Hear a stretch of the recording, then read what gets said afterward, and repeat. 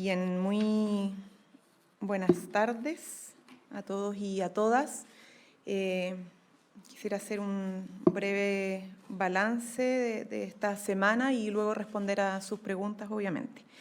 Tres cosas más bien que destacar. Ustedes saben que esta semana ha sido una semana muy intensa en materia de agenda de seguridad, no solamente por las reuniones que ha sostenido el presidente de la República antes de su viaje a la Antártica, sino que también por las reuniones, las gestiones, los operativos y el trabajo que se ha hecho por parte de nuestro Ministerio del Interior, encabezado tanto por nuestra ministra del Interior como los subsecretarios, para abordar los temas de prevención del delito, pero también de persecución y control del crimen organizado. Esta semana logramos una sesión importante del Consejo Nacional contra el Crimen Organizado y establecer ciertas evaluaciones y recomendaciones para perfeccionar el trabajo operativo de nuestras instituciones que están presentes en esta política nacional y en los consejos tanto nacionales como regionales, pero también logramos tener avances concretos en materia legislativa.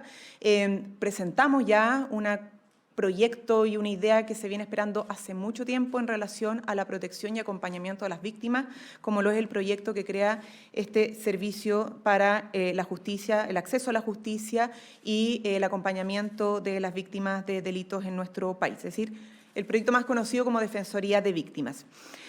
Pero hay dos otros elementos que son importantes destacar. La ley de presupuesto avanzó en el Senado.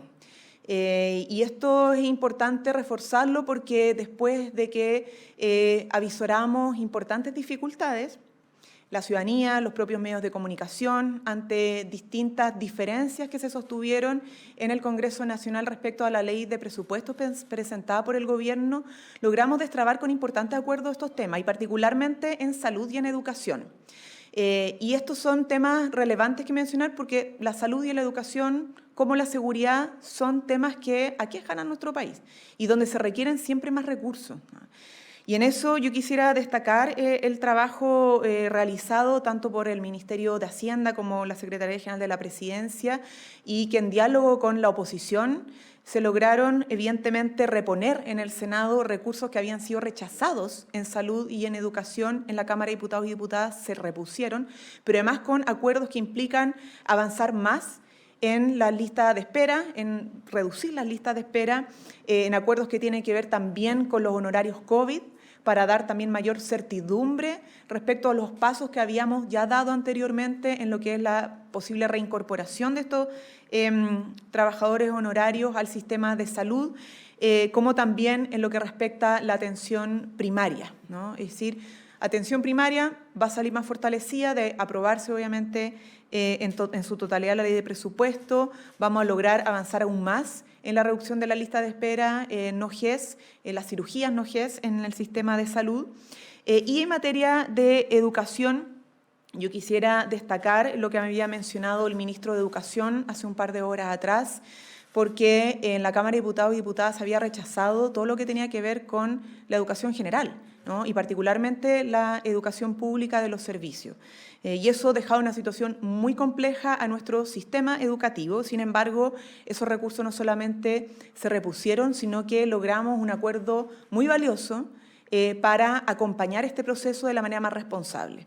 Ustedes sabían que, según la ley, durante enero debían traspasarse, a partir del 1 de enero, traspasarse nuevos colegios a los servicios locales de educación. Estábamos hablando de la conformación de al menos 6 servicios, no al menos 6 servicios locales de educación a partir de enero, y producto de este acuerdo lo que vamos a poder lograr es que dejemos en algunos con pausa activa, por decirlo de alguna forma, para que si es que no están en condiciones aún de ser traspasados, se hagan los ajustes necesarios para que el traspaso sea lo más ordenado, que dé certeza a la comunidad, que no vaya a profundizar los problemas que hoy día están viviendo del sistema municipal, sino que lo resuelva y mejoren esos establecimientos educacionales, al mismo tiempo que aquellos servicios locales, que aquellos establecimientos educacionales que ya están en condiciones, producto de las conversaciones con sus sostenedores, de ser traspasados, puedan ser traspasados. Entonces, Va a ser una transición responsable. Esto no es detener el proceso, sino que acompañarlo de mejor manera, atendiendo a las condiciones reales en las que están los establecimientos educacionales de los municipios que traspasarían a estos 6 servicios locales de educación sus colegios. Pero además porque implica compromisos en la línea de lo que habíamos evaluado y visto en el programa de gobierno, pero además respecto a las recomendaciones del Consejo Nacional de Evaluación de la nueva educación pública para ir haciendo los ajustes necesarios en la legislación, en el diseño de traspaso, en el diseño de implementación que se requieren a propósito de la experiencia ya vivida, una reforma que es sumamente profunda, sumamente estructural y que requiere y merece, evidentemente, una evaluación constante para su mejora. Esto no implica retroceder, sino que implica avanzar de mejor manera. Por último, yo quisiera destacar algo de la semana que es clave también en materia de mejorar la calidad de vida de nuestros compatriotas, que dice relación con la conectividad. Esta semana tuvimos 3 avances muy importantes, porque son demandas que han sido esperadas por la comunidad. Estamos hablando, por ejemplo, en Temuco, del sector de Padre de las Casas de Temuco, que venía exigiendo hace mucho tiempo mejorar su situación de conectividad a través de cambios en la estación ferroviaria Padre de las Casas. Esa nueva estación, o sea, se crea una estación justamente para mejorar la conectividad, estaría beneficiando a 80.000 personas. Están reduciendo los tiempos de traslado en 19 minutos, le está permitiendo llegar de Padre de las Casas a Temuco en 6 minutos, no más. Y eso es muy importante para la descentralización, la política de descentralización de nuestro país en materia de conectividad. Son 297 más millones de pesos que se invirtieron por parte del Estado para poder lograr esta estación ferroviaria tan anhelada en Temuco. Pero también porque incorporamos aquí en la región metropolitana Lampa en el sistema red. Cuando incorporamos el transporte público de Lampa al sistema red, estamos hablando de que va a tener tarifa integrada, pero además va a mejorar su calidad y su frecuencia. Y eso implica buses de alto estándar, trayectos más amigables, trayectos más rápidos y avanzar en justicia territorial en la metropolitana. Porque cuando uno habla de la región metropolitana, no está hablando solo de Providencia, Santiago, Ñuñoa, Las Condes, o incluso podríamos poner Maipú como una comuna grande que no es de las que tiene mayor nivel de ingreso. Hablamos también de Lampa, hablamos también de Pirque, hablamos también de San José de Maipo, hablamos de comunas que son más periféricas y que a veces tienen una realidad muy similar a lo que pasa en regiones o en sectores rurales.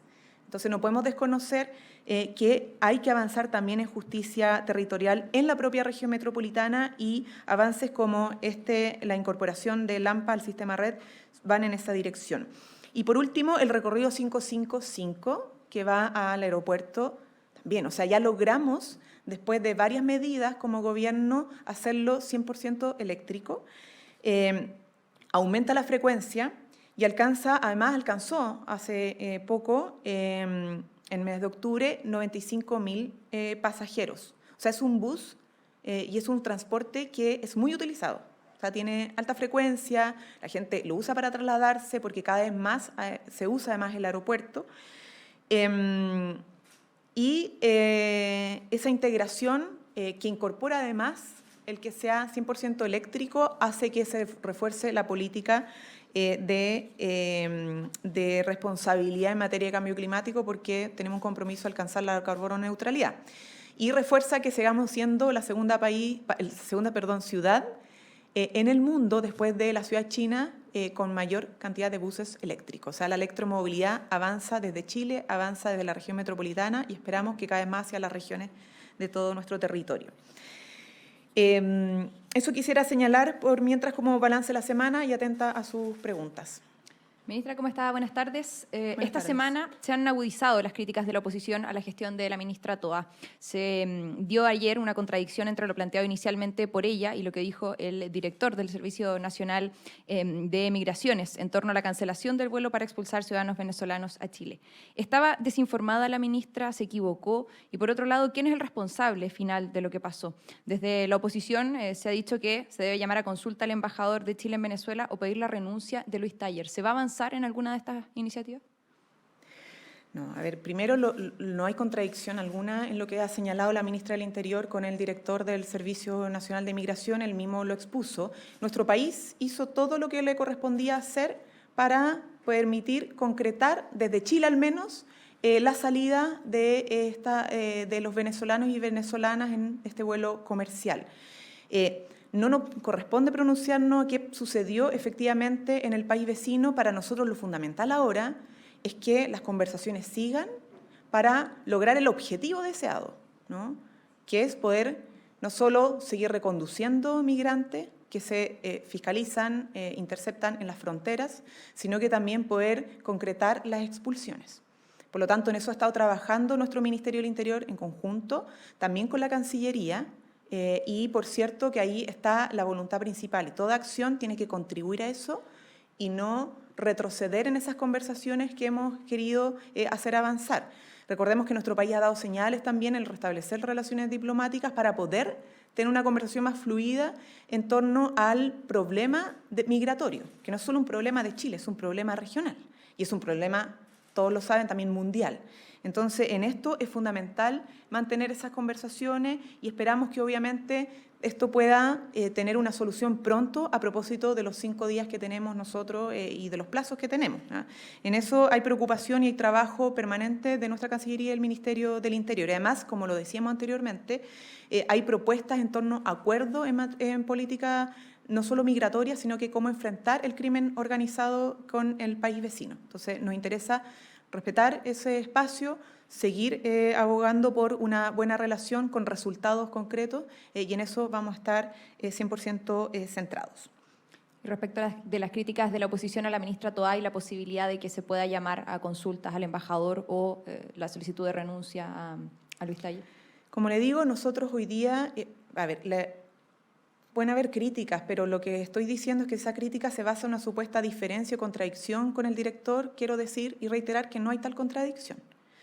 Y reafirmo y reafirmamos todos y todas que el Gobierno de Chile y sus instituciones hicieron todo lo que había que hacer para permitir ese vuelo. Pero evidentemente aquí siempre hay una contraparte. No voy a entrar en detalle de la razón que tuvo la contraparte porque no nos corresponde. Sin embargo, lo que sí nos corresponde es seguir construyendo los puentes y reforzando las instancias para que el diálogo y los acuerdos fluyan lo más posible en beneficio de nuestro país y nuestros intereses, en materia de seguridad, en materia de control migratorio, para poder ordenar la casa propia. Ministra, pero las críticas a la ministra Toá son en materia de la gestión en torno a seguridad, no solo en este caso en particular. Bueno, ya, es que me habían mencionado las dos. En materia de gestión de seguridad yo creo que hay que ver los resultados. Nosotros hemos logrado sacar con este Ministerio del Interior y particularmente con nuestra ministra del Interior 38 proyectos de ley del Congreso Nacional sobre seguridad, que tienen distintos orígenes, algunos vienen de gobiernos anteriores, ¿cierto?, o de mociones parlamentarias, pero lo hemos logrado empujar, respetando, evidentemente, que hay principios detrás y orígenes en esos proyectos, con proyectos también propios, pero respetando el diálogo y el entendimiento. O sea, no hay manera de que esos 38 proyectos hayan podido avanzar y salir del Congreso si no hubiese habido diálogo. Por la correlación de fuerzas y las mayorías que existen en el Parlamento. Entonces, las críticas siempre van a existir, pero lo que nosotros podemos decir como gobierno es que hemos tenido una política en materia de seguridad desde que entramos a este gobierno muy clara, muy contundente, con la convicción que nos asiste la importancia de avanzar para enfrentar el crimen organizado, que se ha ido incubando en nuestro país hace años y sobre el cual el Estado no estaba preparado, con leyes mejores, con mejor gestión, con mayor coordinación y con mayores acuerdos para que esto termine siendo una política de Estado y no una pelea de trincheras. Ministra, buenas tardes. ¿Qué le parece al gobierno que en buena parte los informes de la Comisión Investigadora del caso Convenios se apunte a responsabilidad política del ministro Monte y se reactive la petición de su salida? Bueno, cada cierto tiempo eso ha pasado.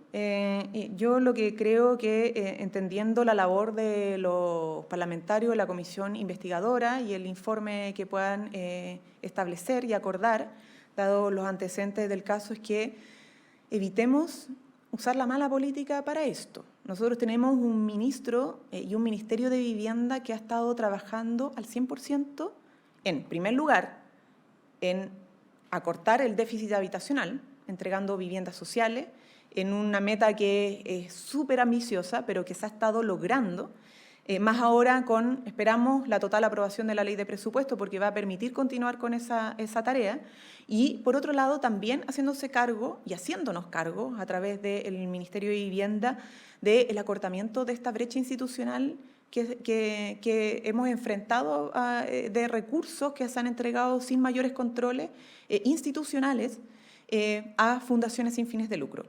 Y eso ha sido tarea de la comisión experta, del Parlamento, de la ley de presupuesto, que estamos aprobando también, y de las gestiones del ministro de Vivienda, Carlos Montes, que ha vuelto además a ampliar la exigencia de devolución de los recursos a más fundaciones, no solamente el caso de Democracia Viva, que obviamente no depende la devolución del ministerio.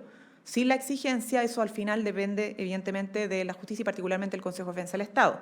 Pero en eso se ha estado trabajando y por lo tanto el ministro está haciendo el trabajo que le corresponde y es lo que puedo señalar, obviamente, respecto a la valoración que se tiene.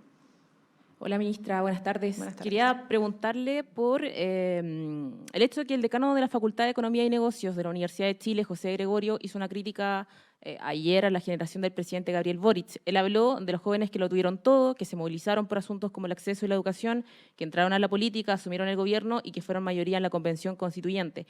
Pero luego dice que estos mismos jóvenes lo perdieron todo, que la Constitución la terminaron escribiendo sus mayores adversarios y que terminaron haciendo un gobierno con bases similares a lo que tanto criticaron. ¿Asume, ministra, las críticas que hace el decano de la FEN? Mire, no quiero, la verdad es que todas las críticas, sobre todo en espacios universitarios donde tiene que expresarse el pluralismo, son necesarias en nuestra democracia. Pero creo que es importante desde el gobierno destacar algunas cosas. Desde el gobierno no compartimos que haya una lucha generacional. Superamos, creemos, hace bastante tiempo que las dificultades que ha enfrentado nuestro país tengan que ver con luchas intergeneracionales.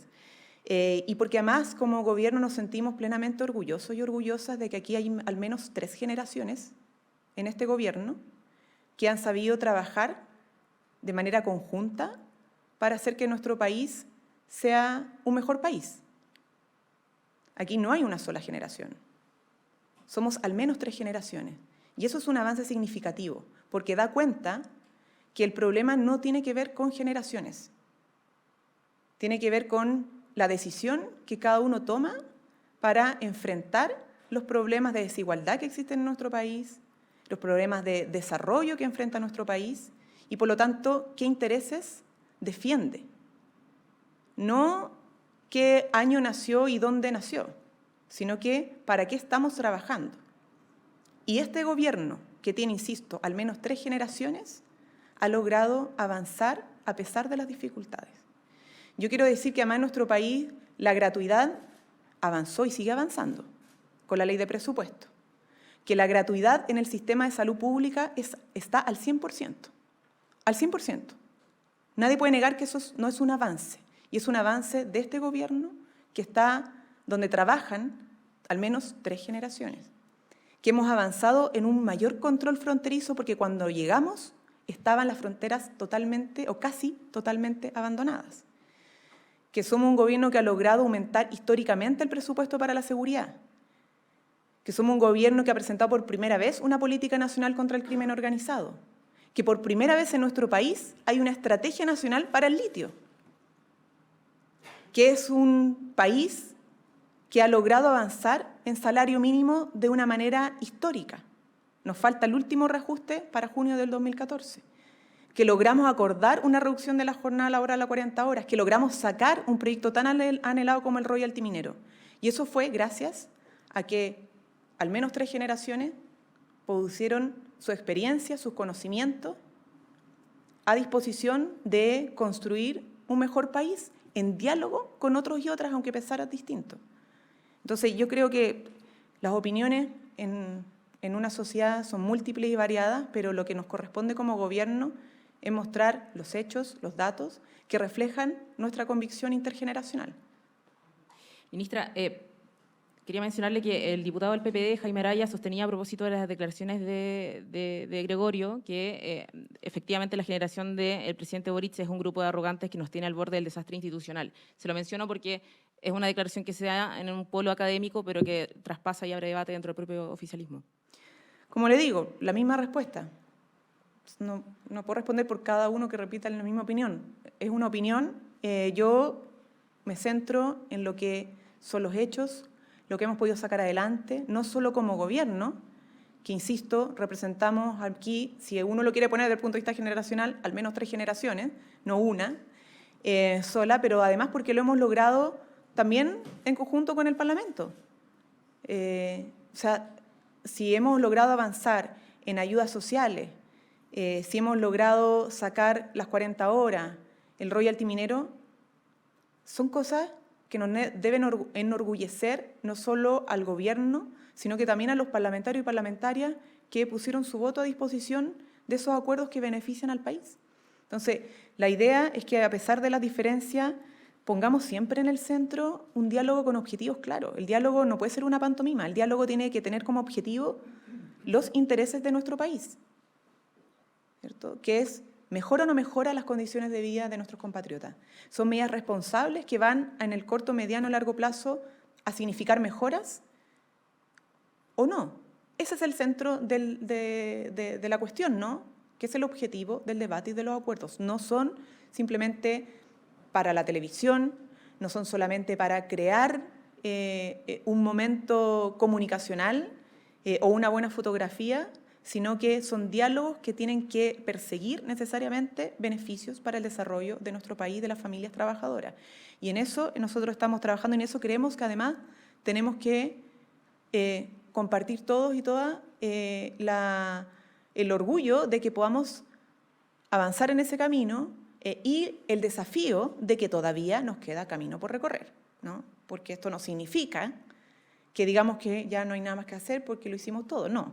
Quedan todavía muchos desafíos pendientes, muy serios, y por los cuales seguiremos trabajando y esperamos que parlamentarios como actores políticos del mundo público como privado estén a disposición. Buenas tardes, ministra. Hoy se entregó la edición 2022 de la Encuesta Nacional Urbana de Seguridad Ciudadana. Ahí se entregó un indicador bastante particular en relación a la percepción de inseguridad de las personas. Llegó a un 90,6%, su máximo histórico. Primero, ¿qué reflexión hace el gobierno y qué estrategia ejecutarán para mitigar efectivamente esta percepción de la ciudadanía? Sí. Bueno, la verdad es que esa percepción es sumamente dramática y está también constatada en distintas encuestas, ¿no? Es lo que uno percibe. Hay una sensación de inseguridad que tiene mucho que ver con el tipo de delitos que está viviendo nuestro país. Más allá de los números, de si son más, menos, creo que aquí está puesto sobre la mesa la percepción, la sensación de inseguridad, el miedo, ¿no? Y eso tiene que ver injustamente con el tipo de delito. El crimen organizado, que implica homicidio, secuestros con extorsión, el uso de armas de fuego de mayor calibre, de las que veíamos antes cuando además se ocupaba arma blanca. Todo eso genera mayor temor. Y por lo tanto, lo que nosotros empezamos a hacer desde el año pasado, atendiendo a ese tipo de criminalidad, fue crear la Política Nacional contra el Crimen Organizado. Y hay que seguir fortaleciéndola. Y eso es lo que estuvimos haciendo también esta semana y lo seguiremos haciendo. O sea, lo empezamos a hacer del año pasado, pero hay que continuar. Porque ha permitido además una coordinación institucional que entre policía y otras instituciones públicas hace que no solo la persecución del delito, sino que los procesos investigativos puedan ser más eficaces y efectivos. Y tengamos no solamente rápidas detenciones, sino que empiecen a ser procesados también y formalizados más rápidamente. Ese es el desafío principal y toda la parte preventiva, ustedes también lo saben, ¿no? En materia de controles, en materia de fiscalización de puertos, el trabajo que se hace con aduana. Falta, pero estamos decididamente enfrentando esto porque sabemos que hay una crisis de seguridad y se percibe y por eso es la primera prioridad de nuestro gobierno y del presidente Gabriel Boric. Ministra, en esta misma lista, consultarle por los dichos del ex subsecretario del Interior, Felipe Jarboe. Él dijo que se alteró datos en esta encuesta, aludió a manipulación de cifras en el fondo, y se lo digo también porque a propósito de estos dichos, desde la bancada de la UDI están pidiendo la renuncia del subsecretario Eduardo Vergara. Mire, yo creo que tanto el subsecretario como el Ministerio del Interior dejó bastante claro lo que sucedió con la metodología de la NUSC. Ahora, en esto siempre pasa que a rato la política es pedir cabezas, ¿no? Pero creemos que termina primando igual la razón y la conversación. Y esperamos, obviamente, que en este caso no haya una excepción y prime el diálogo, la razón, y también el respeto a la evidencia, ¿no? Que está puesta en la metodología de la nueva NUSC, que es además una metodología que nos permite ya no tener datos solo regionales, sino que también comunales. Eso amplía la cobertura de la encuesta, la hace mejor. Y ya tenemos, obviamente, un primer dato que usted mencionaba, ¿cierto? Para que la ciudadanía lo sepa, es que está la percepción sobre la delincuencia, y que arroja un dato que ya ustedes mismos también están, por el cual están consultando, ¿no? Porque hay una metodología que permite tener una mayor cobertura y por lo tanto tener una mayor consulta a más personas sobre los temas asociados a seguridad. Último, ¿se equivocó la ministra Orellana cuando acusó al subsecretario del Interior de instalar dudas bananeras a propósito de estas declaraciones? Mire, yo creo que no. Esto, a ver, el gobierno ha sido bastante claro en que aquí hay un trabajo responsable. La encuesta es una encuesta transparente, la metodología transparentada, y por lo tanto insistir en que aquí hay una especie de intencionalidad extraña, oscura, no va al caso, ¿no? Y más allá de las opiniones que puedan tener ciertos personeros, creo que los datos, la información está a la vista de la ciudadanía y ella podrá juzgar, ¿no? Respecto a la responsabilidad que hemos tenido en este tipo de instrumentos. Ministra, buenas tardes. Respecto de la partida de educación a la que usted se refería al inicio de esta vocería y específicamente esta pausa activa de los establecimientos para ser traspasados a los SLEP, ¿cuáles son las medidas concretas para apoyar estos establecimientos que están en esta pausa, en esta suspensión, y si cree que ha fallado en esto la política de nueva educación pública? También preguntarle si es que están estudiando por parte del Ejecutivo una indicación o un veto o acudir al Tribunal Constitucional por esta norma que fue aprobada que impide al Servicio Nacional de Migraciones regularizar a los extranjeros que hubieran entrado clandestinamente.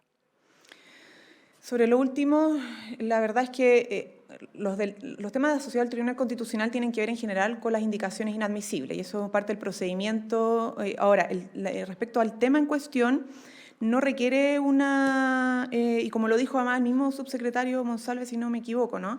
No requiere el ajuste normativo ser resuelto en una ley de presupuesto. No tiene que ver con necesariamente los recursos, sino que con la política nacional de migraciones que hoy día está en revisión de la Contraloría General de la República. Esa es la política que mandata y por lo tanto la normativa asociada es la que se establece en función de esa definición política nacional, ¿no? Por lo tanto no es necesario. Y sobre lo anterior, sobre educación.